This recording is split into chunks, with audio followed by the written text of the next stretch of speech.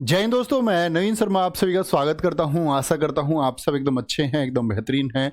एक बार सारे प्यारे दोस्त बताएंगे आप सब कैसे हैं। उम्मीद करूंगा एकदम बेहतरीन होंगे, बहुत शानदार होंगे। प्यारे बच्चे, आज आप सब लोग जानते हैं राष्ट्रीय शिक्षक दिवस है और राष्ट्रीय शिक्षक दिवस पर आपके द्वारा दिया गया एक गिफ्ट सबसे बड़ा है कि अभी जस्ट 2 मिनट पहले ही आप लोगों के 9 मिलियन सब्सक्राइबर्स पूरे हो चुके हैं, यानी कि 9 मिलियन इमोशंस, 9 मिलियन भावनाएं, 9 मिलियन परिवार के सदस्य, 9 मिलियन स्माइलीज, 9 मिलियन संघर्ष करते हुए इस शैक्षिक जगत के बच्चे, वो पढ़े लिखे बच्चे जो अपने जीवन को अच्छा बना रहे हैं और या बनाने की तरफ अग्रसर हैं या बना लेंगे।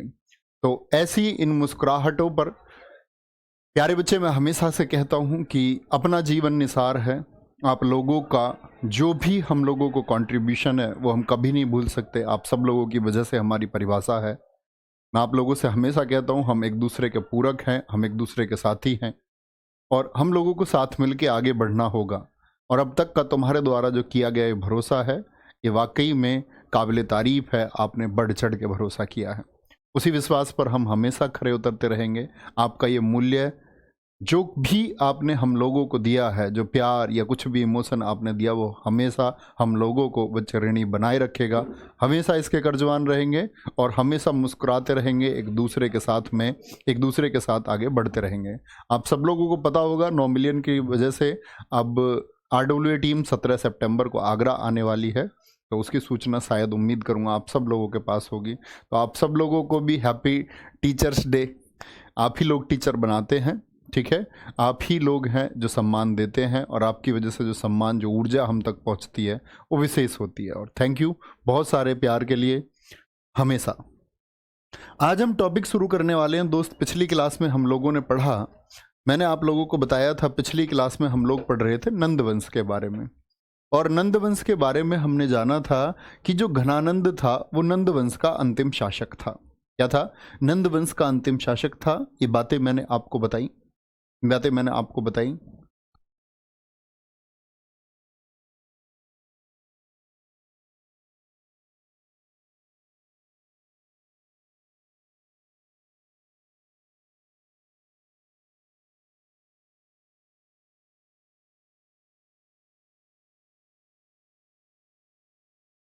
आगे आएंगे घना। तो आज की क्लास हम शुरू करने वाले हैं सिकंदर और मौर्य साम्राज्य। किससे? सिकंदर और मौर्य साम्राज्य, ठीक है। सिकंदर और मौर्य साम्राज्य। भारत पर विदेशी आक्रमण सबसे पहले ईरानियों ने किया। किसने किया भारत पर सबसे पहले विदेशी आक्रमण? ईरानियों ने। तो क्या बोलेंगे? यहां एक बात समझने की आप लोगों को जरूरत है। हम लोग समझ लेते हैं सबसे पहले विदेशी सिकंदर भारत में आया, नहीं, सबसे पहले ईरानी आए। ईरानियों के बाद यूनानी आएंगे, ये क्रम आप लोगों को पता होना चाहिए। यूनानियों के बाद में बच्चे आपका हिंद यूनानी आएंगे, इंडो ग्रीक जिनको हम कहेंगे, कहीं एक किनारे पर लिख लीजिए। फिर शक आएंगे भारत में, विदेशी आक्रमणकारी हैं। कहां से आए, कैसे आए, ये सब हम जानेंगे ही। पहलव आएंगे, फिर कुषाण आएंगे। ये भारत में आने वाले विदेशियों का एक क्रम है, आक्रमणकारियों का। तो सबसे पहले कौन लोग आए हैं? सबसे पहले भैया जी ईरानी आए हैं। तो भारत पर विदेशी आक्रमण सबसे पहले ईरानियों ने किया। भारत पर सबसे पहले आक्रमण करने वाला कौन है? डेरियस प्रथम है। क्या बोलोगे? डेरियस प्रथम था, जो किस वंश से था? मैंने क्या बोला? आज ईरान तो आप जानते हो ना, ईरान कहां पर है? ईरान, इराक, भारत के बच्चे पश्चिम में स्थित हैं। तो वहां से आया। किस वंश से था? हकामनी साम्राज्य। हकामनी साम्राज्य आप लोगों को पता होना चाहिए, ये ईरान का एक वंश है। हकामनी साम्राज्य, जिसको फाउंड किया था साइरस सेकंड ने। हकामनी साम्राज्य के जो संस्थापक थे, हकामनी साम्राज्य के संस्थापक कौन थे आपके? हकामनी साम्राज्य के संस्थापक हम कहेंगे साइरस द्वितीय। और इसी वंश का एक शासक है आपका, जिसका नाम है डेरियस प्रथम। तो भारत आने वाला प्रथम ईरानी कौन है? वो डेरियस प्रथम है। इसने गांधार और कंबोज को जीत लिया था।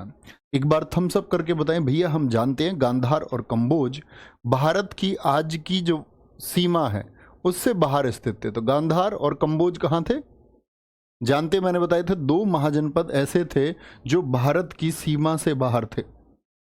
चलो भाई, सर आपने काशिम बताया था। बेटा आप मूर्ख हैं, काशिम पहला अरब आक्रमणकारी होगा। अरब इनके भी बात आएंगे, यहाँ अरब आएंगे फिर तुर्क आएंगे, वो पहला अरब आक्रमणकारी है काशिम। कुछ भी बात कहीं भी मत मिलाया करो किसी भी बात को। और तुम जो सारे, मैंने डाउट ग्रुप में सुबह भी मैसेज लिखा, ये क्या है भाई कि जी मैं जीएस कैसे तैयार करूं, मेरा स्कोर नहीं बढ़ रहा। डाउट ग्रुप इस बात के लिए होता है क्या? डाउट होता है कैसे सेलेक्ट होगे? डाउट होता है आपका कि आप कुछ चीज नहीं ढूंढ पा रहे। जैसे एक बच्चे ने लिखा जी आपने आर्य एक जगह गुरुजी 36 लिख दिया या 33, तो मैंने आंसर किया 33 सही है, 36 गलती से मुझसे लिख गया। ठीक है, ये डाउट है, ये हकीकत का डाउट है। तो ये डाउट होते हैं कि भाई हमको एक कंफ्यूजन है। ऐसे डाउट नहीं जी मैं कैसे पढ़ूं, देखो डाउट है, मत करो ऐसा प्लीज। मैंने कल टैग दिखे परिश्रम 2.0 में, मेरे पास 2300 टैग हैं। क्या मैं 2300 मैसेज लिख सकता हूं? आप ही सोचें, 2300 मैसेज लिख पाना, फिर किसी बच्चे का छूट जाएगा अच्छा डाउट भी, क्योंकि फिर फटाफट से पढ़ने होते हैं सिर्फ, फिर रिप्लाई नहीं होगा, फिर से पढ़ने भी मुश्किल है 2300 मैसेज। मत करो ऐसा प्लीज। जब कुछ नहीं सॉल्व पाते हो अच्छी चीजें लिखो, आपके चक्कर में अच्छा डाउट भी बंद हो जाता है। रिक्वेस्ट है आप लोगों से। ईरानियों के बाद यूनानी, यूनानियों में कौन आया है? सिकंदर आया है, सिकंदर का आक्रमण हुआ।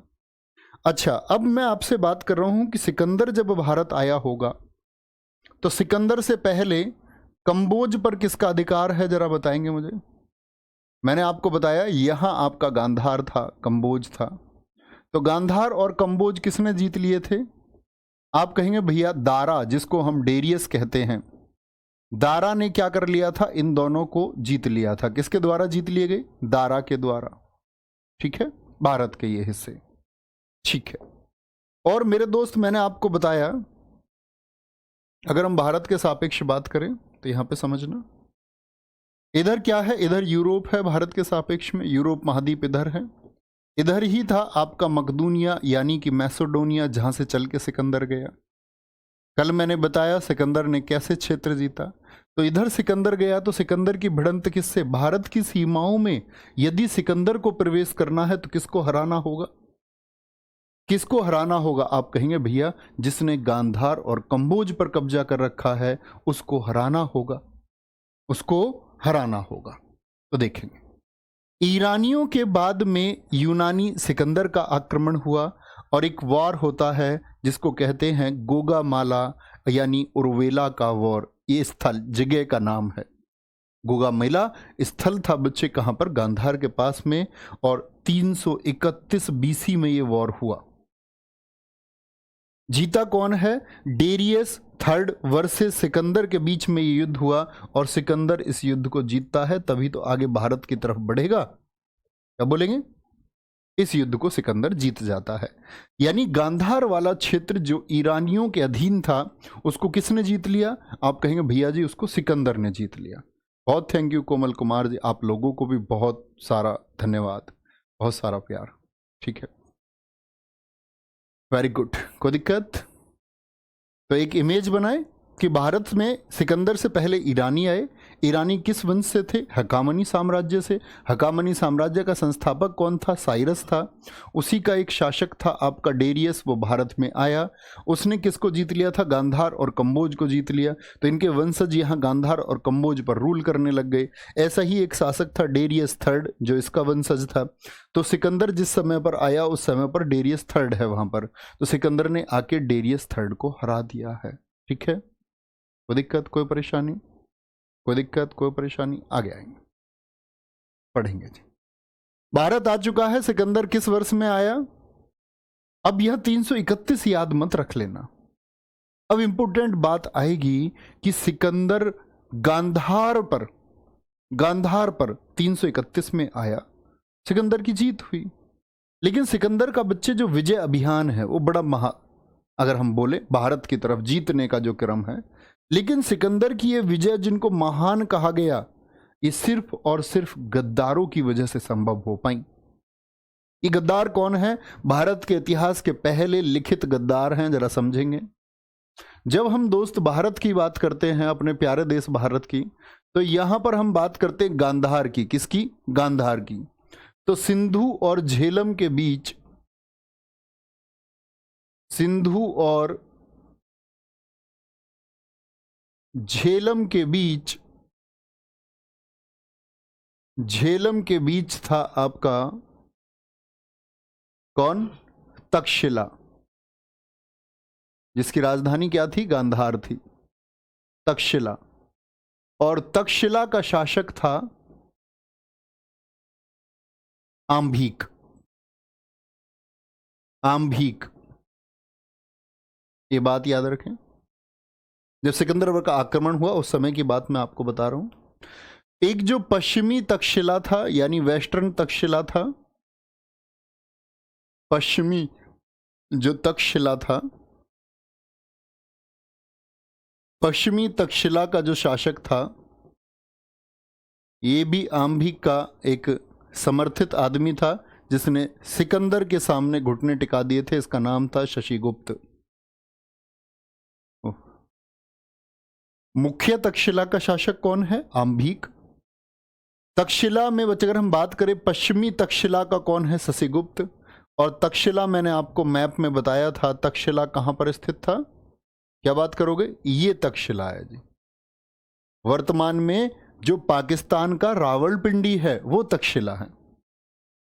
ठीक है, कोई दिक्कत, कोई परेशानी? तो ये दो लोग कौन हैं जिन्होंने सिकंदर की अधीनता स्वीकार की है, घुटने टिका दिए? समस्त प्रजा के साथ में आंभीक ने स्वागत किया सिकंदर का कि भारत आने पर तुम्हारा स्वागत है, और ये नस्लें तुम्हारा स्वागत करती हैं। और साथ में शशिगुप्त ने भी आपका अधीनता स्वीकार कर ली। जैसे ही, क्योंकि भारत की सीमाओं की सुरक्षा की जिम्मेदारी इन लोगों की थी कि भारत में एंटर करने से पहले ये वीरता से लड़े, लेकिन ये लड़े नहीं। ये कैसे आ गए? घुटने पर आ गए। तो भारतीय इतिहास के पहले लिखित गद्दार कहलाए, जिन्होंने सिकंदर को आश्वासन दिया कि तुम्हारी आगे की जितने भी विजय अभियान होंगे उनमें हम तुम्हारे साथी होंगे। तो सिकंदर का ये मैसेज सब जगह फैलाया गया कि भारत की सीमाओं पर एक शासक आंभीक और शशिगुप्त ने आपका क्या अधीनता स्वीकार कर ली है और सिकंदर को सर्वोच्च मान लिया है। तो अन्य राजाओं को भी पत्र लिखे गए कि तुम भी सिकंदर की अधीनता स्वीकार कर लो। ऐसा ही पत्र आया कहां पर? पंजाब में। पंजाब में आया बच्चे। पंजाब में थे राजा पोरस, राजा पुरु। उनको पत्र लिख करके एक राजदूत आया, उसने कहा कि सिकंदर ने तुमसे अधीनता स्वीकार करने को कहा है। उन्होंने कहा, इस अगर सिकंदर को तुम महान कहते हो तो इसके दर्शन मैं रणभूमि में करूंगा, अधीनता के मैदान में नहीं। इसका सामना अब रण क्षेत्र में होगा। ये जो बलिदान है, ये जो शौर्य है, इसके लिए भारतीय भूमि जानी जाती है कि हम विदेशी ताकतों के सामने घुटने ना टिकाएं। विदेशी ताकत क्या? ऐसी कोई भी ताकत जो आपको बच्चे अधीन कर लेना चाहती है, आप उसके सामने घुटने ना टिकाएं। ऐसा मैसेज उस टाइम पर राजा पुरु ने दिया। ठीक है, ये बात आगे करेंगे। सिकंदर कहां से आया? मकदूनिया, मैसेडोनिया से आया। पिता का नाम फिलिप सेकंड है, फिलिप द्वितीय था, इसके फादर साहब हैं। माता का नाम ओलंपिया है, उपनाम इसको अलेक्जेंडर भी कहते हैं। भारत कब आया? 326 बीसी में आया। वापस कब गया? 325 बीसी में गया। सिकंदर भारत में कितने महीने रहा? ये जर्नल वन लाइनर पूछे जाने वाले प्रश्न, जो प्रश्न परीक्षाओं में लगातार पूछे जाते हैं। क्या बोलोगे? कुल 19 महीने सिकंदर भारत में रहा। ये सभी प्रश्न पूछे गए हैं। कोई दिक्कत, कोई परेशानी?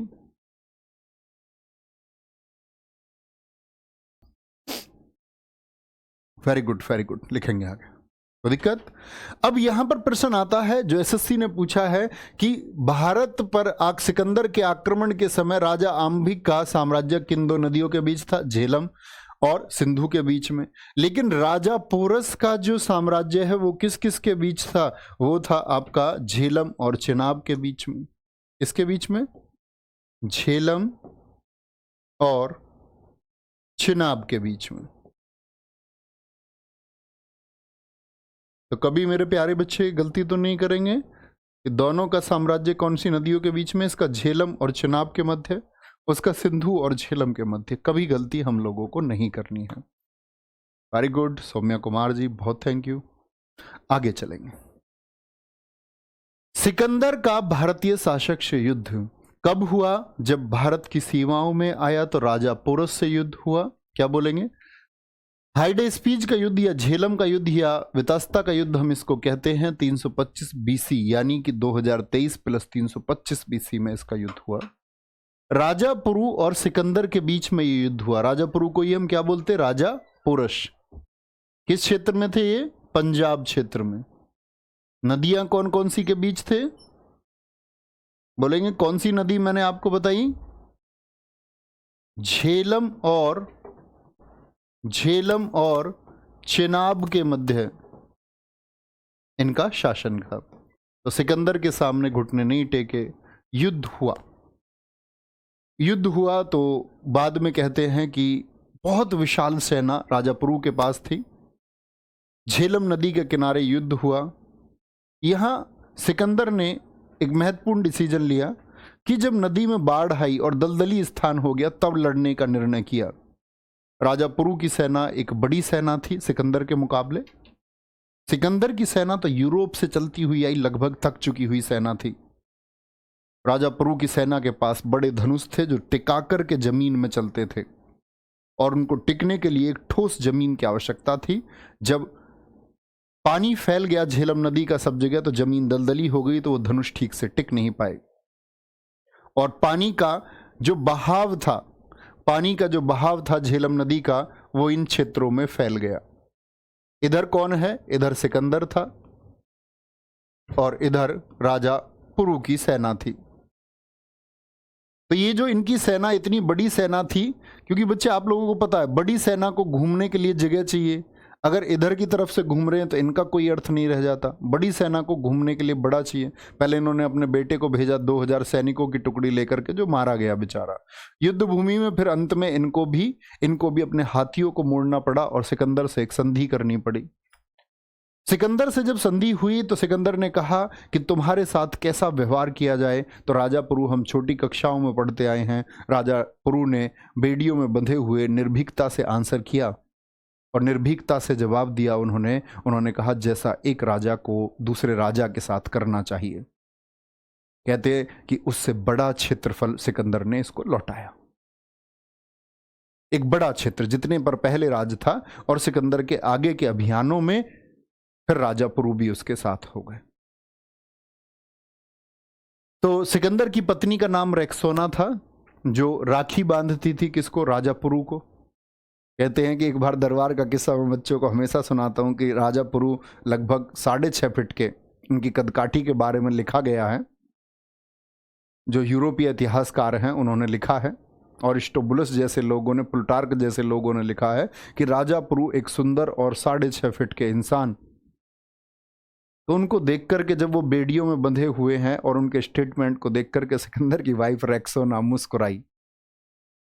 सिकंदर की नजर पड़ गई। सिकंदर ने बोला तू क्यों मुस्कुराती है इसको देख के, दुश्मन को? थोड़ी सी और मुस्कुराई। वो समझ गया कुछ गड़बड़ हो सकती है। उसने बोला एक काम करो, राखी बांधो इसको। तो ये राखी बांधते थी किसको? राजा पुरु को। सिकंदर की सेना ने व्यास नदी को पार करने से मना कर दिया था। इस समय पर सिकंदर की सेना इतनी थकी हुई थी, एक तो उनके बीच में मैसेज फैलाया गया कि यहां पर तुम मारे जाओगे, देवीय पाप लगेगा। कहते सेना बहुत थक चुकी थी, जर्जर हो चुकी थी। बहुत लोग जो शुरुआती अभियान में साथ चले थे मारे जा चुके थे युद्धों में। तो ये वो जगह है जहां सिकंदर अपने पूजा पाठ करके फिर वापस चल देता है। क्या चल देता है? वापस चल देता है। लेकिन बच्चे, एक राजा का नाम इतिहास से छिपाया जाता है, अष्टक। अष्टक ये बेचारा 30 दिन सिकंदर से लड़ा है, जिसके बारे में आपको कहीं जानकारी नहीं मिलती। राजा पुरु से भी पहले युद्ध हुआ, मतलब लिखा है, आपको नहीं पढ़ाया गया है। बहुत सारे इतिहासकारों ने, केसी श्रीवास्तव जी ने बहुत अच्छा लिखा है इसके बारे में। उन्होंने लिखा है जैसे ही आंभी से विजय हुई और भारत की मुख्य भूमि में चला सिकंदर तो अष्टक से भिड़ गया और अष्टक का कबीला 30 दिन तक लड़ा है। तो आप समझ सकते हो, कबीला अगर 30 दिन तक सिकंदर को रोक सकता है तो भारत के लोग अगर एकजुटता दिखाएं तो किसी विदेशी शक्ति को हम क्या कभी भारत में घुसने दे सकते हैं? आप कहेंगे नहीं जी, संभव ही नहीं होगा। ठीक है, तो सिकंदर के गुरु हैं, सिकंदर के गुरु हैं अरस्तु। अरस्तु दुनिया में एक महान दार्शनिक रहे हैं बच्चे। अरस्तु के गुरु कौन है? प्लेटो। प्लेटो के गुरु कौन है? सुकरात। अरस्तु ने कौन सी पुस्तक लिखी है? पॉलिटिक्स बुक किसकी है? अरस्तु की। प्लेटो की बुक का क्या नाम है? रिपब्लिक बुक किसने लिखी है? अरस्तु के गुरु प्लेटो ने। और सुकरात ने कौन सी पुस्तक लिखी है? आप लोगों को पता हो, अगर किसी बच्चे ने देखा हो, 2017 दिल्ली पुलिस में प्रश्न पूछा गया कि अरस्तु ने कौन सी पुस्तक लिखी है, तो लिखेंगे कोई पुस्तक नहीं लिखी। सॉरी, सुकरात, सोक्रेटिस ने कोई पुस्तक नहीं लिखी। तो ये गुरु हैं किसके? सिकंदर के। पूछा जाता है बराबर। तो एजुकेशंस कहाँ से मिली? बहुत बढ़िया। एक दोस्त ने कहा है आई एम चपराना गुजर, कह रहे जी उड़ा देंगे उड़ा कोई देश की तरफ अगर देखेगा। बहुत बढ़िया, वेरी गुड। तो ये बात समझ गए, आगे चलेंगे। जर्नल टाइटल है सिकंदर के साथ आए व्यक्ति जिनसे प्रश्न बनता है। सिकंदर के साथ आए व्यक्ति, बहुत बढ़िया सर, हमको इसके बारे में और क्या जानना चाहिए? नहीं बच्चे, जानना कुछ नहीं है, जो हम जान रहे यही जानना है। देखो, अगर आप पीसीएस परीक्षा दे रहे होते, लोक सेवा आयोग की तैयारी आप कर रहे होते, तो फिर मैं आपको पढ़ा रहा होता कि भारत में सिकंदर के आने के कारण क्या प्रभाव पड़ा। उन कारणों का विवरण दीजिए, उन कारणों पर व्याख्या कीजिए। तो फिर हम उन कारणों की व्याख्या कर रहे होते, उन प्रभावों की व्याख्या कर रहे होते। लेकिन दोस्त, जब हम वनडे एग्जाम के लिए तैयारी कर रहे होते तो हमको प्रभाव और कारण पढ़ने नहीं होते। उम्मीद करूंगा आप सब भविष्य में यूपीएससी या पीसीएस परीक्षाओं की तरफ जाएंगे, तब आपको उस तरह का अध्ययन करना भी होगा, तब चूकना भी नहीं होगा। ठीक है, तो अभी क्या बोलेंगे? सिकंदर के साथ आए व्यक्ति कौन थे? सेल्यूकस निकेटर, ये इसका थल सेनापति था, यानी कि जमीन की जो सेना चलती थी। सिकंदर के पास एक जल सेना भी थी, क्या बोलोगे? निर्याकस, ये कौन था? इसका जल सेनापति था। फिलिप इसका मैनेजर था, इसके पिताजी नहीं है। कभी सोचो ये पिताजी थे फिलिप, तो अन्य नाम हो सकते, राहुल नाम के 2 व्यक्ति हो सकते हैं। ठीक है, एनासिक्रिप्स ये इतिहासकार था, और अरिस्टोबुलस इतिहासकार था। आप जान सकते हैं बच्चे, सिकंदर जब अभियान पर चला तो अपने साथ इतिहासकारों को लेकर के चला कि जब मैं चलूं तो मेरा इतिहास भी साथ के साथ लिखे जाना चाहिए। तो यहाँ पर दोस्त आप इतनी विवेक और इतनी समझ रखते होंगे कि भैया अगर सिकंदर का इतिहास किसी ने लिखा होगा उसी समय पे जो उसके साथ है, तो सिकंदर के फेवर का लिखा होगा कि सिकंदर के खिलाफ लिखा होगा? अगर अलबरूनी गजनवी के समय का इतिहास लिखेगा तो उसके फेवर का लिखेगा, उसका इतिहासकार होकर, दरबारी इतिहासकार होकर उसके खिलाफ लिखेगा। तो आप समझेंगे कि बहुत सारा इतिहास, उसके बहुत साक्ष्य नहीं मिल पाते, उसमें झूठ की गुंजाइश हमेशा बनी रहती है कि शायद। बहुत बढ़िया। एक बच्चे ने पूछा सर जी अलेक्जेंडर और सिकंदर एक ही आदमी है? अलेक्जेंडर उसका उपनाम है। चलो, कोई दिक्कत? Very good. हाँ जी, किसी भी एग्जाम के लिए, एसएससी के किसी भी एग्जाम के लिए। ठीक है, जैसे बहुत सारे इतिहासकार ये बोलते हैं कि सिकंदर के आक्रमण के क्या प्रभाव देश पर हुए, तो बहुत सारे इतिहासकार इस मत से सहमति नहीं है कि जैसे एक कुछ प्रमुख धड़ा ये कहता है कि सिकंदर भारत में आया तो उसने भारत में नगरों का विकास सिखाया। तो लोग कहते हैं कि सिकंदर ने नगरों का विकास नहीं सिखाया, इस भारतीय सभ्यता में तो इंडस वैली सिविलाइजेशन उससे पुराना है। तो ये साक्ष्य या इस तरह का मत एकदम से प्रखंडित होता है, कोई मतलब ही नहीं बनता।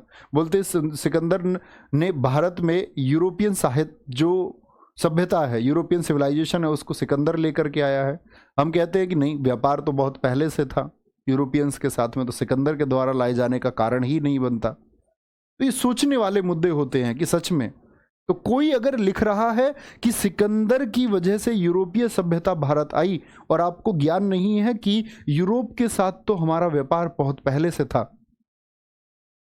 सिंधु घाटी सभ्यता के समय से थल से मार्ग था, जमीन से था, समुद्र वाला नहीं था, लेकिन जल से तो था।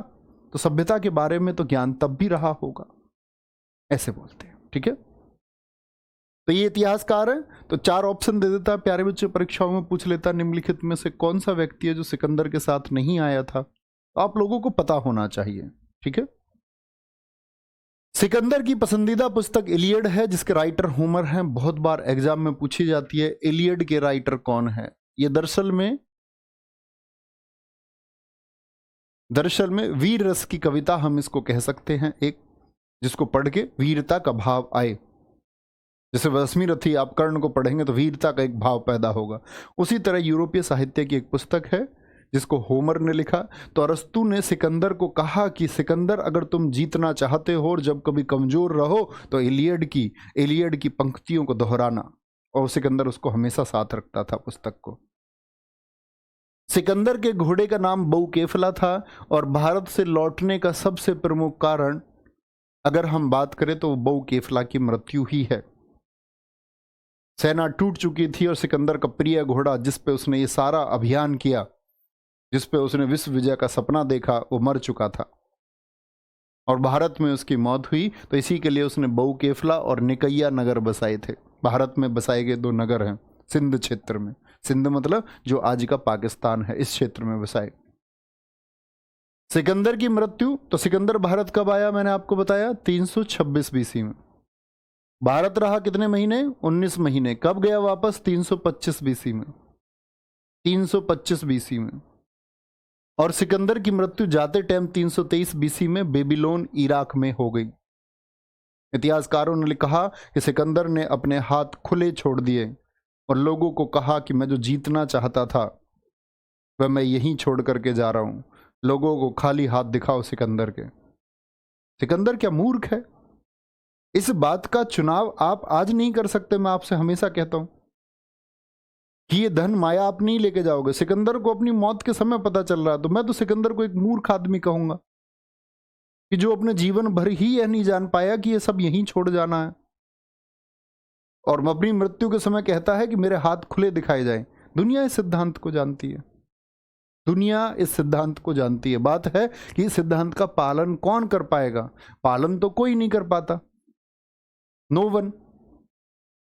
ठीक है, इतनी बात में कोई दिक्कत? आप कहेंगे भैया कोई ना कोई तो पालन करता है। संत लोग करते हैं पालन, वो हमेशा पालन करते हैं। अब आते हैं मौर्य साम्राज्य की तरफ।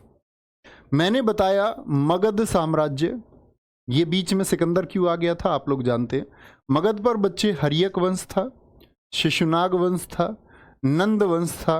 नंद वंश का जो शासक है महापदम नंद, महापदम नंद के समय पर क्या हुआ था? सिकंदर का आक्रमण। इसीलिए हम सिकंदर के बारे में जान रहे थे। ठीक है, महापदम नंद। यहां पर एक बात समझनी होगी कि महापदम नंद बोल रहा हूं, ये तो संस्थापक है घनानंद। नंद वंश का अंतिम शासक की बात करेंगे ना। सिकंदर के आक्रमण के समय कौन है? घनानंद। महापदम नंद तो संस्थापक है। तो सिकंदर की सेना जब व्यास नदी को पार करने को मना करती है तो उनको पता है इस नदी को पार करके फिर इनको नंदवंश जो एक शक्तिशाली वंश है उस समय का, उससे टकराना होगा। और सिकंदर उस समय पर स्थिति में नहीं था युद्ध की, ना उसकी सेना थी। तो उस सेना के अंदर ये मैसेज किसने दिया? उस सेना को ये मैसेज किसने दे दिया कि नंदवंश से लड़ना खतरनाक होगा और व्यास नदी पार करोगे तो मारे जाओगे। ये उस कबीले में उनके सेना के शिविरों में ये घुस करके काम किया है आचार्य चाणक्य और चंद्रगुप्त मौर्य ने। दोनों ने भेष बदल करके वहां ये मैसेज प्रचारित करना शुरू किया कि व्यास नदी में उतरना एक पाप है और व्यास नदी अगर पार भी कर गए तो महापदम नंद तुम्हारे जीवन का, ये घनानंद आपके जीवन का अंतिम दिन इसको साबित करेगा। और ये चर्चा फैला दी। क्योंकि यहां पर आप समझोगे कि आचार्य चाणक्य ऐसा क्यों कर रहे हैं। आचार्य चाणक्य बच्चे जो एक महान देशभक्त थे, इस देश के बारे में उन्होंने जितना सोचा इस देश की धरा पर उतना आज तक कोई नहीं सोच पाया।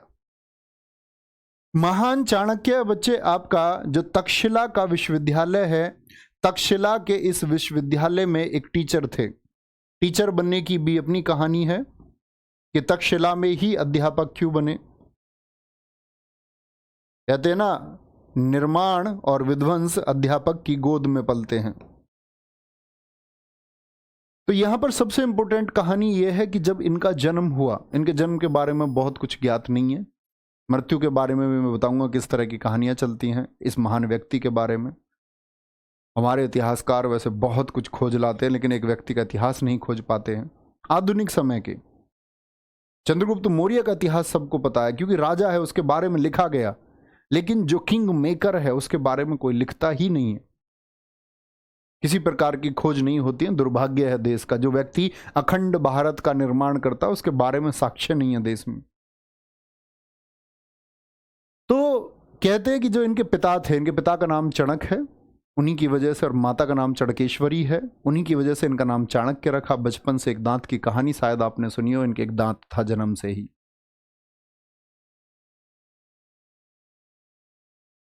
तो कहते हैं कि इनका जन्म जैसे जैसे जैसे जैसे बड़ा हुआ, इनके पिताजी भी एकदम से स्पष्टवादी व्यक्ति थे, स्पष्ट बोलते थे, तो घनानंद का शिकार हो गए और घनानंद ने उनकी गर्दन कटवा दी थी। इनके पिताजी राजा, जो राजा नहीं बोलेंगे, ब्राह्मण, एक गरीब सुदामा जैसे ब्राह्मण जैसी स्थिति थी इनकी, इनके पिताजी की गर्दन कटवा दी। और चौराहे पर इनके पिताजी की गर्दन, जिसके बारे में कहते हैं कि चाणक्य ने अपने पिता का अंतिम संस्कार भी स्वयं ही किया, अकेले किया। कोई राज्य में अन्य कोई व्यक्ति इनका साथ देने नहीं आया। ये अवस्था थी उनके बाल्यकाल की। उसके बाद में ये वहां से निकल गए उस साम्राज्य को छोड़ करके। उस साम्राज्य को छोड़ करके जब ये निकल गए तो इन्होंने अध्ययन किया, अध्यापन किया। फिर ये तक्षशिला, जो उस समय एक यूनिवर्सिटी थी, एक महाविद्यालय था, उस समय का ज्ञान का केंद्र हुआ करता था तक्षशिला, यहां जाकर के ये एक सहायक अध्यापक पहले बने। जब इनके ज्ञान से लोग प्रभावित हुए तो इनके प्रमोशन हुए। फिर ये यहाँ पर प्रधानाचार्य भी बने, यानी सबसे बड़ा पद इन्हीं के पास था तक्षशिला विश्वविद्यालय में। तो इनके दो सपने थे दोस्त, आचार्य चाणक्य जी के दो सपने थे। चाणक्य जी ने दो सपने देखे। एक तो भारत में जो विदेशी आक्रमण है, इससे भारत को सुरक्षित करना है, विदेशी आक्रमण से भारत को सुरक्षित करना है, क्योंकि सिकंदर का आक्रमण हो चुका था और भारत में उस समय कहते हैं कि सिकंदर के युद्ध की वजह से लगभग 6 लाख व्यक्ति उस समय मारे गए, जो एक बड़ी संख्या है। विदेशी आक्रमण और एक भ्रष्ट शासन से देश को मुक्त करना था। भ्रष्ट शासन से मुक्ति, और भ्रष्ट शासन से मुक्ति जो है बच्चे आपका, कौन कर रहा था भ्रष्ट शासन? घनानंद। तो देश हित के लिए इन्होंने कहा कि मैं अपना रिवेंज तो नहीं लूंगा, अपना प्रतिशोध तो मैं नहीं लूंगा कि मैं अपने पिताजी की हत्या का बदला लूं, लेकिन आज देश में ऐसी स्थिति है कि सिकंदर का आक्रमण हो चुका है, और सिकंदर का आक्रमण हुआ नहीं था दोस्तों, होने वाला था। सिकंदर इधर से चल रहा था। 331 बीसी में सिकंदर, मैंने आपको बताया, तो 331 बीसी में चल रहा, उससे पहले सिकंदर इधर आ रहा था। तो आचार्य चाणक्य को गुप्तचरों के माध्यम से, एक टीचर थे लेकिन उनके अपने स्पाई थे, जासूस थे। सोचो क्या व्यवस्था से एक व्यक्ति उस समय चल रहा होगा, जो एक अध्यापक होते हुए इतनी चीजों के बारे में विचार कर रहा है, जिसने स्पाई रखे हुए हैं देश की सीमाओं के बाहर, लेयर बना के स्पाई, कि सूचना मेरे पास तक पहुंचनी चाहिए कि भारत की सीमाओं में क्या होगा। तो इनको पता चलता है सिकंदर का आक्रमण होने वाला। इधर मगध है, इधर क्या है? मगध। मगध जानते हैं? यस और नो? मगध का साम्राज्य कहां था? प्यारे बच्चे बोलेंगे एक बार। भैया जी जानते हैं, ये मगध है। तो ये जाते हैं, यहां पर एक मीटिंग होती है टीचर्स की, बोलते हैं कि भाई यहां पर युद्ध होने वाला है भारत पर, सिकंदर एक विदेशी आक्रमणकारी आ रहा है, हमको अपनी सीमाएं सुरक्षित रखनी होंगी, सारे राजाओं को एकजुट होना होगा। तो सब कहते हैं कि यार घनानंद से इस बारे में कौन बात करे। बोले घनानंद से बात करनी इसलिए जरूरी है क्योंकि इस समय भारत का सबसे शक्तिशाली राज्य मगध है, और मगध के राजा को ही नेतृत्व करना होगा, उसको ही आगे आके ये लड़ाई लड़नी होगी, नहीं तो राज्य, ये देश फिर कमजोर हो जाएगा। सब लोग जानते थे घनानंद के बारे में, क्रूर है, भ्रष्टाचारी शासक है, पता नहीं किस बात पर गुस्सा कर दे, किस बात पर गुस्सा कर दे। तो यहां पर आप देखेंगे फिर आचार्य चाणक्य को अकेले ही जाना पड़ता है। ठीक है मैं बात करता हूं, लेकिन राज्य में कैसी व्यवस्था देखते हैं यहां पर कि जबरन लोगों को मार पीट करके टैक्स वसूला जा रहा है,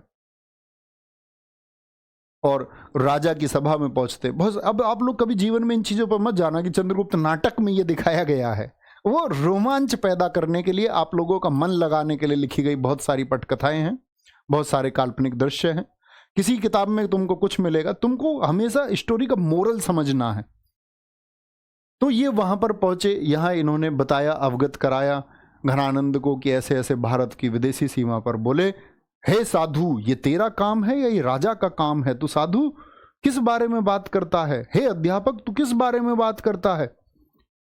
ये काम राजाओं का है। बोले, बताओ, ये अब ये ब्राह्मण, ये गरीब सा अध्यापक, ये हमको बताएगा कि एक राजा को बताएगा कि भारत की सीमा सुरक्षित नहीं है? सबने उपहास उड़ाया। तब आचार्य चाणक्य ने बताया कि आप राजा नहीं हैं, मैंने आपकी प्रजा में अभी देखा कि आप कैसे जबरन कर वसूल कर रहे हैं आपके आदमी। राजा तो वह होता है जो प्रजा का पालक होता है, जो प्रजा को पालता है, जो प्रजा को संरक्षण देता है, प्रजा का ख्याल रखता है, वह राजा है। और क्रोध आया घनानंद को। उसने कहा, निकाल दो इस काले ब्राह्मण को बाहर। तो बाहर निकालने के इस प्रोसेस में तब कहते हैं कि उन्होंने अपनी शिखाएं खोल दी, चोटी खोल दी अपनी बालों की, और बोले कि इस शिखा को मैं तभी बांधूंगा जब इस नंदवंश का सर्वमूल विनाश कर दूंगा। ये स्टेटमेंट उन्होंने दे दिया। स्टेटमेंट दे के वापस आए हैं, तो इधर तो सबको पता चल गया किस मार्ग से आए हैं, तो बचते बचाए जान भी बचानी है। तो यहाँ मध्य प्रदेश में यहाँ पर बैठे हैं जब, तो छोटे बच्चों का एक खेल हो रहा है। उन छोटे बच्चों में एक बच्चा, कबीले का बच्चा, उन बच्चों के गलत डिसीजन के लिए राजा बन करके डिसीजन दे रहा है। वही है चंद्रगुप्त मौर्य। उन्होंने कहा, एक छोटा बच्चा इन बच्चों में से प्रमुख बना अपने डिसीजन के तरह, डिसीजन के कारण। और उस खेल को हम बोलते राजकीलम खेल। प्राचीन समय में बहुत ये खेल चलता था। लोग समस्याएं लेके जाते थे एक बच्चे के पास, तो वो बच्चा सबकी समस्याओं का समाधान करता था। और राज परिवार में ये होता था कि उनके बच्चों के अंदर डिसीजन जो पावर या डिसीजन मेकिंग की क्षमता बढ़ पाए। हमारे बच्चे कार्टून देखते हैं ठीक है क्या? और लोग समझते हैं कि ठीक है, बच्चा चुप नहीं हो रहा, इसको कार्टून चला के दे दो। मम्मी पापा ने भी ऐसा ही प्रोसेस बना दिया। बच्चा चुप नहीं होता, इसको फोन दे दो। फोन देता है तो ये खुश होता है, ये सारे बटन दबा लेता है इसके, ये पता, ये पबजी खेल लेता है, ये 2 साल का। खुश हो रहे हैं इस एक बात पे, मम्मियाँ ज़्यादा खुश हो रही हैं। व्हाट्सएप खोल लेता है ये, ऐसी कौन सी बड़ी बात हो गई? तुम स्वयं भी मूर्ख हुए और उसी मूर्खता का शिकार तुमने इस बच्चों को भी बनाया। वो सोच रही कि उसी का बच्चा स्पेशल, उसको नहीं पता पूरी दुनिया के बच्चे ये कर रहे हैं। पूरी दुनिया के बच्चे गेम चला रहे हैं और पूरी दुनिया के बच्चे भ्रष्ट होने की तरफ जा रहे हैं। लेकिन इन्हीं बच्चों में से वही विशेष बच्चे रहेंगे, वो रूल करेंगे दुनिया पर, तुम्हारे बच्चे गेम खेलेंगे। देखें, तो राजकीलम खेल खेलते समय आचार्य चाणक्य को यह पता चल गया कि ये बच्चा साधारण बच्चा नहीं है। तो जिस कबीले में आज ये चंद्रगुप्त मौर्य थे, तो उनको इन्होंने 1000 कारशापण मुद्राएं दी। उस समय करेंसी थी ये कारशापण मुद्राएं दी इन्होंने, ठीक है। और उस बच्चे को ले लिया। क्यों जी? इनके माता पिता ने इनको क्यों बेच दिया? दरअसल में इनके माता पिता के बारे में कोई साक्ष्य नहीं मिलता है कि चंद्रगुप्त मौर्य के माता पिता कौन थे। इनको बोला जाता है, बहुत सारे लोगों ने अलग अलग लेखन लिखा है इनके वंश के ऊपर। जैसे बौद्ध और जैन धर्म के अनुसार चंद्रगुप्त मौर्य जो हैं, चंद्रगुप्त मौर्य एक क्षत्रिय थे। और जितने भी ब्राह्मण ग्रंथ हैं उनके अनुसार ये एक शूद्र थे, मतलब निम्न जाति का इनको माना गया, निम्न जाति का। अब जब निम्न जाति का माना गया तो यहां पर विभेद है बहुत सारे लोगों में कि शूद्र क्यों कहा गया। तो बहुत सारी पटकथाएं लिखी गई हैं, मृच्छकटिकम में कुछ लिखा गया है, कहीं कोई कहानी मिलती, कोई कहानी मैच नहीं होती। पहली बात तो तथ्य ये है।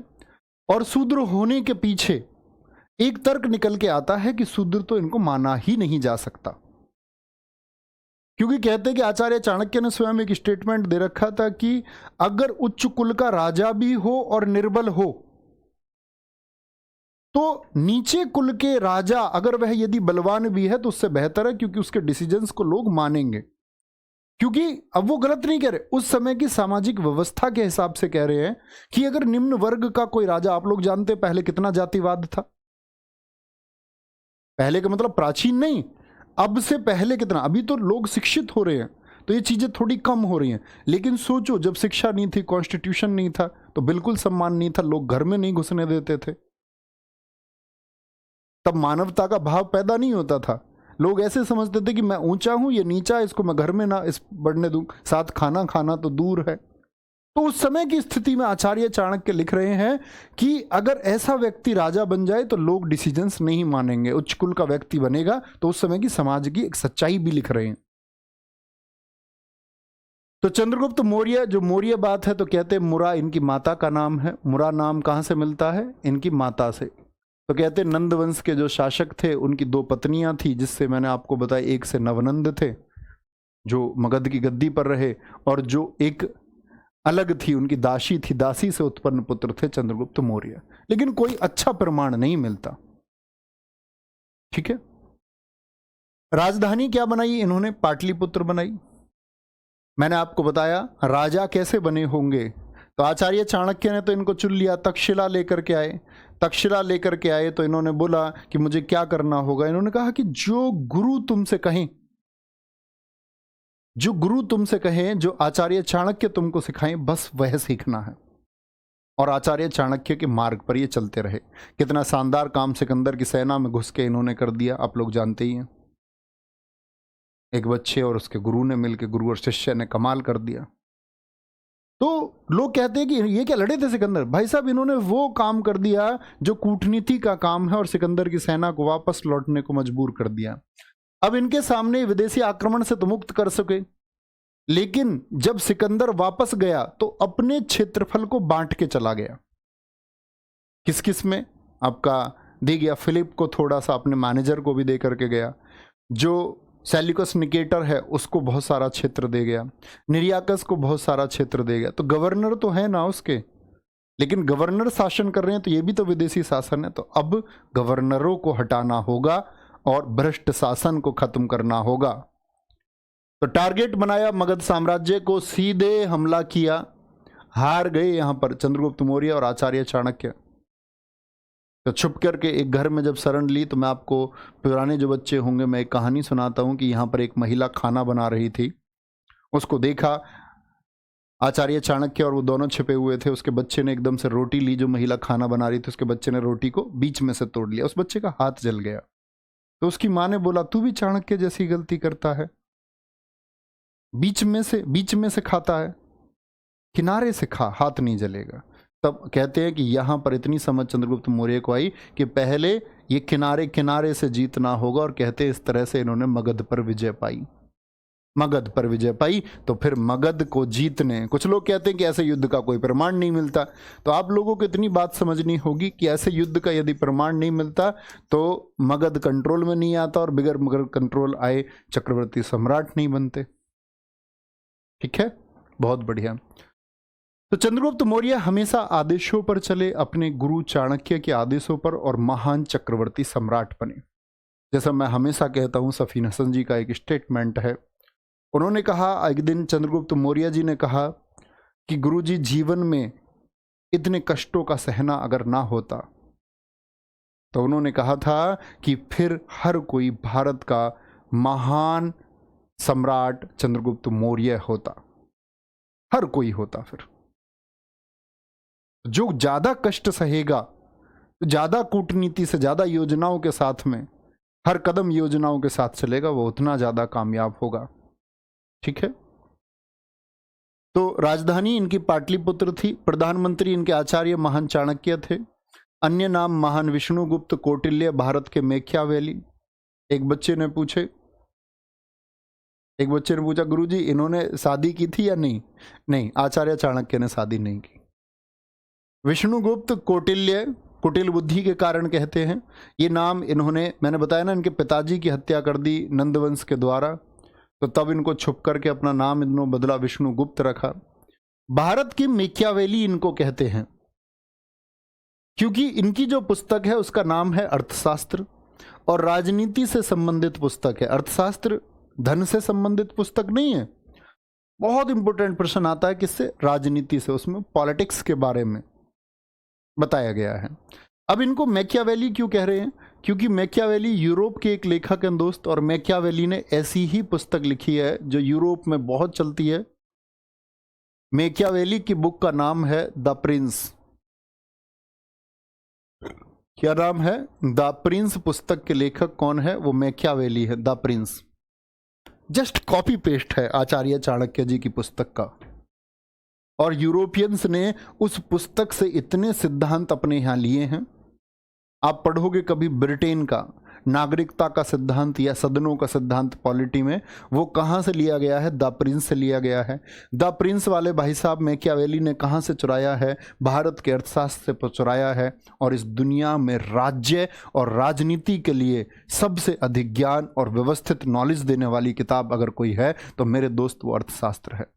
हमको गर्व करना चाहिए इस दुनिया में राष्ट्रपति, प्रधानमंत्री, मंत्रिमंडल, राज्य कैसा होना चाहिए, राज्य का राजा कैसा होना चाहिए, उसके कार्य कैसे होने चाहिए, किस प्रकार से विभागों का बंटवारा होना चाहिए। ये सिद्धांत इस दुनिया में सबसे पहले आचार्य चाणक्य जी द्वारा आज से लगभग 2300 साल पहले दिए गए हैं।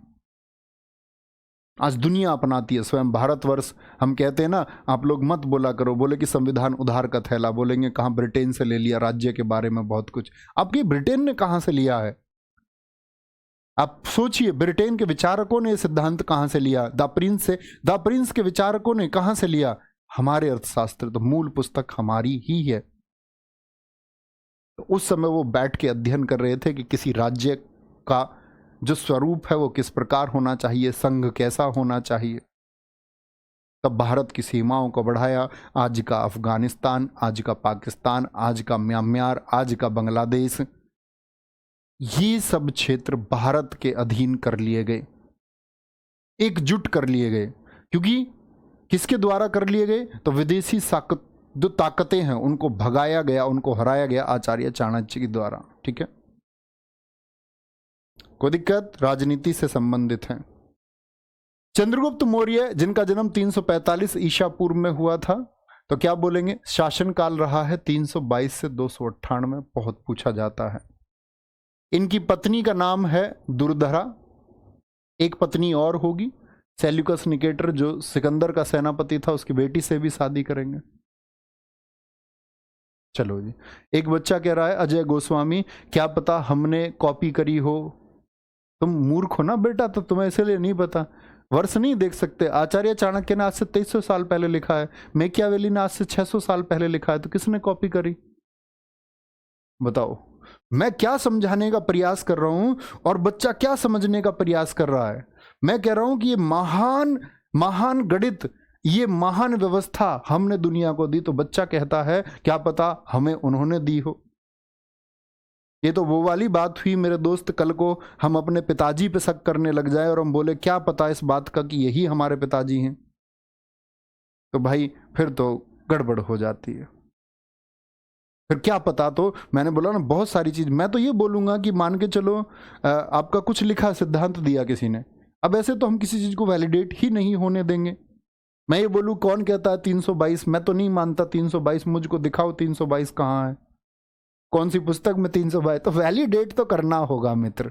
ठीक है, अदरवाइज हम यहां पर जो प्रश्न चिन्ह है वो हम अपनी किसी भी चीज पर लगा सकते हैं, माता को छोड़कर। माता तो एक ही है। कह लोगे कि मेरा सगा भाई है, क्या गारंटी है इस बात की?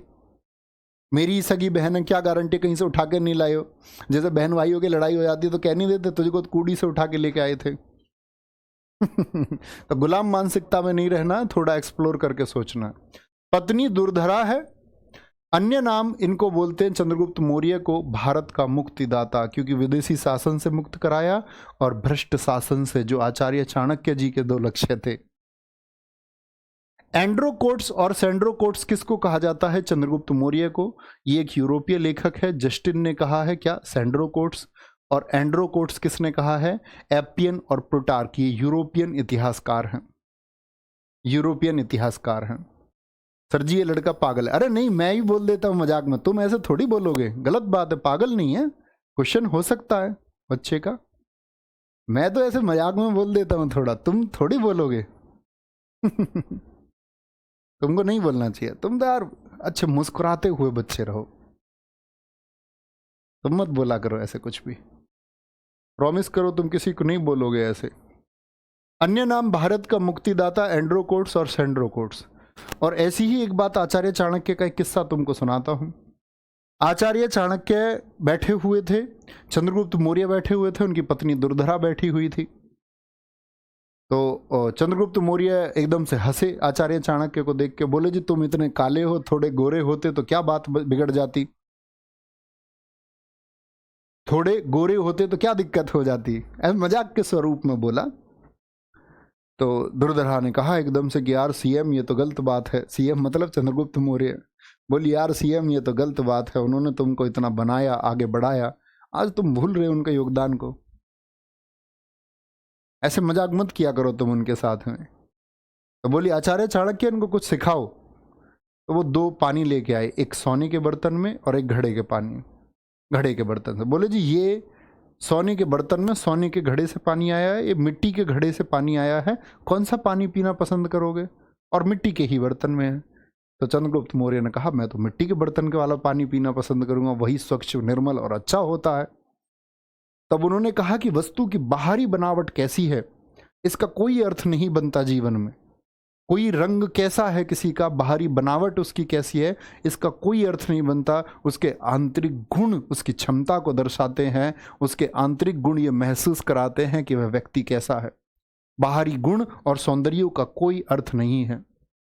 बाहर से सुंदर स्त्री या बाहर से सुंदर पुरुष बहुत नालायक और चरित्रहीन हो सकते हैं, बहुत चरित्रहीन हो सकते हैं, लेकिन बहुत क्रूप और बहुत ना के बराबर सौंदर्य वाली स्त्रियां या पुरुष बहुत चरित्रवान भी हो सकते हैं। दोनों ही चीजें हो सकती हैं, यानी कि चरित्रहीनता और चरित्रवान व्यक्ति कहीं भी हो सकता है, ये संभव है। ये पाठ उन्होंने चंद्रगुप्त मौर्य को दिया। तब चंद्रगुप्त मौर्य ने कहा हाँ ये बात सत्य है, यह मैं स्वीकार करता हूं। ठीक है, आगे आएंगे। भारत का मुक्तिदाता एंड्रोकोट्स एंड्रोकोट्स, बोलेंगे भी फटाफट से। बहुत बढ़िया, बहुत शानदार। हाँ बिल्कुल, प्रशांत चौधरी जी एकदम ठीक कह रहे कि गुरुजी अब कोई बच्चा ये पूछेगा यार सीएम कहा था, ये तुमने कहाँ सुना। ये बिल्कुल पूछ सकते। मैं मटरी बच्चों के आंसर छोड़ देता हूँ, वो तो मैं कभी कभी पढ़ लेता हूँ, बाकी मुझे बहुत खुशी होती है कि बहुत सारे बच्चे right to the point answer करते रहते हैं, यही कल सिलेक्शन भी लेते हैं। मुझे कोई कल सामने खड़े होकर बच्चा ये बोलेगा ना जी गुरुजी मैं आपकी वजह से असफल हुआ हूं, मुझे खुशी है कसम से। मैं ये समझ जाऊंगा ना मैं क्या काम करता हूं। कोई मेरे सामने से मुझसे बोले गुरुजी तुम चोर हो 1 नंबर के, मुझे कोई दिक्कत नहीं है, लेकिन एक भाव मैं तो जानता हूं ना मैं क्या काम करता हूं। तो सामने वाला बच्चा बोले जी मेरी समझ में नहीं आया, मैं जानता हूं ना मैंने ऐसा कुछ समझाया ही नहीं जो ना समझने जैसा हो। एक 6ठी क्लास का बच्चा समझ जाएगा। तो अगर नहीं समझ पा रहा है इसका मतलब रेगुलर बच्चा नहीं है, रेगुलर स्टूडेंट नहीं है, और समझने की शक्ति उसके अंदर नहीं है, वो समझना ही नहीं चाहता। तो मैं ये चाहता हूं कि कल शायद वो बच्चे जागरूक होंगे तो सीखेंगे, खुद सीख जाएंगे। आगे आएंगे। 305 बीसी सेल्यूकस निकेटर से युद्ध हुआ। सेल्यूकस निकेटर को जब सिकंदर गया तो बच्चे ये ईरान इराक वाले क्षेत्र देके गया, 4 क्षेत्र उसको देके गया था, काबुल, कांधार, मकरान और हेरात। इस युद्ध को हारने के बाद निकेटर ने अपनी बेटी कार्नेलिया, जिसका नाम हेलेना भी मिलता है, हेलेना की शादी चंद्रगुप्त मौर्य से करा दी। आचार्य चाणक्य ने कहा कि सिकंदर तो चला गया, कल शायद सेल्यूकस फिर वापस आए, सेल्यूकस को चल के हराते हैं, और सेल्यूकस को 305 बीसी में हराया गया। अब सेल्यूकस निकेटर तो घबरा गया, बोला आफत आ गई है। तो कौन कौन से 4 प्रांत, काबुल, कांधार, मकरान और हेरात गिफ्ट में दे गया, और अपनी बेटी की शादी भी कर दी। चंद्रगुप्त मौर्य ने भी उसको 500 हाथी दिए, बोले तुम आज से हमारे ससुर हुए, ये लो 500 हाथी लो। 500 हाथी दिए। किसने? सीएम ने, चीफ मिनिस्टर ने, चंद्रगुप्त मौर्य ने। आचार्य चाणक्य से आके पूछते हैं, आचार्य चाणक्य हेलेना से शादी कर लूं? जब उन्होंने प्रस्ताव दिया उधर सेल्यूकस निकेटर ने, आचार्य चाणक्य समझ गए मन की बात, बोले नहीं, प्रॉमिस करना होगा। हेलेना का बच्चा गद्दी का वारिस नहीं बनेगा। इस भारतवर्ष का कल को सम्राट का दर्जा उसको नहीं मिलना चाहिए। और ये वचन दिया चंद्रगुप्त मौर्य ने कि गुरुजी मैं आपको वचन देता हूँ कि मेरे और हेलेना के द्वारा अगर उत्पन्न पुत्र होगा वह भारत की गद्दी का वारिस नहीं होगा। यानी पुत्र गद्दी का वारिस बनेगा तो दुर्धरा का बनेगा, जो चंद्रगुप्त मौर्य की पहली पत्नी है और भारतीय हैं। ठीक है। साथ ही निकेटर ने अपना एक दूत मैगस्थनीज को चंद्रगुप्त मौर्य के दरबार में भेजा, जिसने पुस्तक लिखी है इंडिका। और इंडिका पुस्तक से ही हमको चंद्रगुप्त मौर्य, आचार्य चाणक्य, पाटलिपुत्र का एडमिनिस्ट्रेशन कैसा था, पाटलिपुत्र इनकी राजधानी थी, उसका शासन कैसा था। ठीक है। एक बच्चा कह रहा दुर्धरा किसकी वाइफ है? तुम्हारी चाची का नाम है दुर्धरा। किसकी वाइफ है? क्लास में अभी नहीं बताया था, चंद्रगुप्त मौर्य की वाइफ है। ठीक है। चलोगे भैया। कुछ लोग कहते हैं कि दुर्धरा घनानंद की बेटी थी, उसके बारे में साक्ष्य मिलते हैं लेकिन उसको गलत ठहराया जाता है। उनको कहा जाता है राजनंदम की बेटी है वो। ठीक है। मुरा जाति के ही राजनंदम थे। चलो नहीं बच्चे, वो आधुनिक समय का राजकीलम है जिसमें आंख पर पट्टी बांधते हैं, लेकिन मौर्य वंश के उस समय में राजकीलम होता था, डिसीजन मेकिंग। अरे नटखट बच्चे हो तुम। राहुल गांधी की जैसी समझ है तुम्हारी। बोलेंगे जी एक बार। अब ये मत कहने लगना जी राहुल गांधी की समझ क्या बेकार है। बताओ, उन लोगों को जो देश में तब करना था जब उनके हाथ में शासन है, उन विचारों को आज करना पड़ रहा है। राहुल गांधी मूंजी लगा रहे हैं खेतों में। जब तुम्हारे हाथ में शासन की डोर थी, जब तुम विदेश में गायब थे, कि जनता पागल है?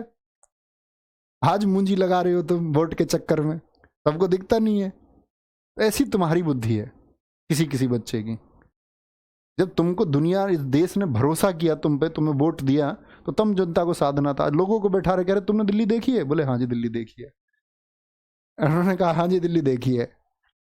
कुछ ने कह दिया दिल्ली नहीं देखी। बोले इनको बस में बिठाओ सबको। सोनिया गांधी जी नमस्ते कर रही हैं सबको। अगर तुम समय से नमस्ते करती, और ये समय का बड़ा उपयोग है, अगर तुम आज समय से पढ़ाई कर लोगे तो तुमको कल लाचारियों का शिकार नहीं होना पड़ेगा। तो जब समय है उस काम को तभी करो, बाद में उसका कोई अर्थ नहीं है, कोई फायदा नहीं होता उसका। मैगस्थनीज ने पाटलिपुत्र को पालीब्रोथा कहा है। मैगस्थनीज किसके दरबार में आया? चंद्रगुप्त मौर्य। पाटलिपुत्र में कितनी जातियां बताई इन्होंने? 7 जातियां बताई हैं। 118 उपजातियां बताई थी, वो जरने की जरूरत नहीं है। बोले पाटलिपुत्र में 7 जातियां थी, 7 कास्ट के बारे में बताया। और बताते हैं 2 अधिकारी बताए हैं। मैंने आपसे कहा बड़े प्रश्न पूछे जाते हैं। 2 अधिकारियों का वर्णन दिया गया है। अधिकारियों का वर्णन है। 2 ऑफिसर्स के बारे में बताया है। एक ऑफिसर का नाम है एग्रीनोमोई। एग्री का मतलब एग्रीकल्चर, ग्रीक भाषा में नाम देता है एग्रीनोमोई। एग्रीनोमोई का संबंध किससे था? एग्रीकल्चर यानी कृषि थे। दूसरा अधिकारी बताया एरिस्टोनोमोई, कि वहां पर दूसरा अधिकारी भी था एरिस्टोनोमोई। और एरिस्टोनोमोई का मतलब किससे था? व्यापार से, सड़क से, आकी चीजों को देखता था। अधिकारी थे। कृषि संबंधित कार्य एग्री यानी एग्रीकल्चर, एग्रीनोमोई देखता था। बहुत बढ़िया। तो सर जी आप क्या मोदी जी के समर्थक हैं? नहीं, मुझे सारे नेता झूठे लगते हैं, all of the. Modi ji कुछ अच्छे काम कर रहे हैं तो हम लोग उनका सम्मान करते हैं, लेकिन कल मोदी जी बेकार काम करेंगे तो हम उनका भी असम्मान करेंगे। अब बहुत सारे लोगों को बड़ी दिक्कत होती है पॉलिटिकल पार्टीज में। लोग कहते हैं कि भैया हम तो समाजवादी पार्टी का समर्थक। हर पार्टी हर आदमी का समर्थक है। आप दूसरे व्यक्ति को थोड़ी सोच सकते हो कि दूसरा व्यक्ति भी आपकी जैसी समझ का हो जाए। आपकी दूसरे की जैसी समझ के नहीं हो जाते। अगर कोई समाजवादी पार्टी को वोट देता है तो उसका अपना चुनाव है। कोई बसपा को चुनेगा तो उसका अपना चुनाव होगा, कोई बीजेपी को चुनेगा उसका अपना चुनाव है, कांग्रेस का। लेकिन समाजवादी वाले क्या सोचते हैं कि अच्छा बसपा का है, बसपा वाले अच्छा समाजवादी का, ये खराब आदमी है, ये तो यार बसपा का आदमी है, ये तो बीजेपी। उसका अपना मत है। अब ऐसे तुम बोलो तुम सारे मेरे मत के अनुसार हो जाओ तो हो जाना गलत होगा ना। तो सम्मान किया करो इस भावना की कोई किस व्यक्ति किस समझ में है, क्योंकि आप भी किसी ना किसी पक्ष में होंगे। आप अपने फैसलों का सम्मान करो और दूसरे के फैसले का भी। आगे आएंगे। हमें तो भाई पसंद है योगी जी, इसमें क्या दिक्कत है। तो इसका मतलब ये थोड़ी है कि आप किसी एक गुट से हैं तो आप कहेंगे नहीं जी वो खराब है, तो आप अपने पसंद के गुट का चुनाव कर रहे हैं तो हम आपका सम्मान करते हैं। हम कह देंगे राहुल गांधी जिंदाबाद, हमें कोई दिक्कत नहीं है। लेकिन मैं फिर कहता हूं तुमसे सारे नेता चोर है। अगर कुर्सी मिलेगी तो काम तो करना होगा, और हर पार्टी ने काम किया है।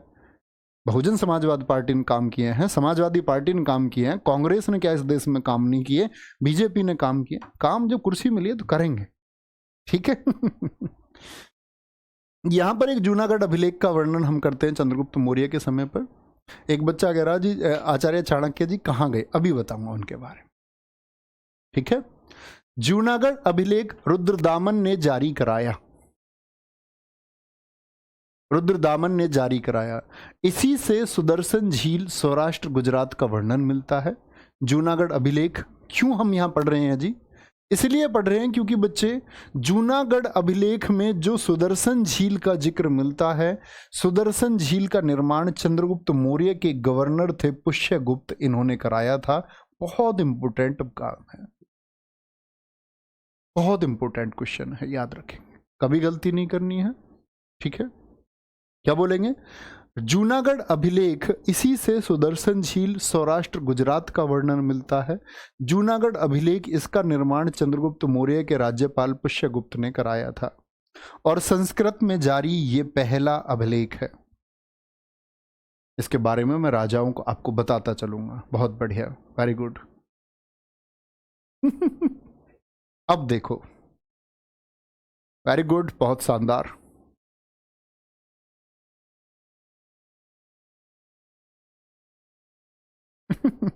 आगे आएंगे, कोई दिक्कत कोई परेशानी।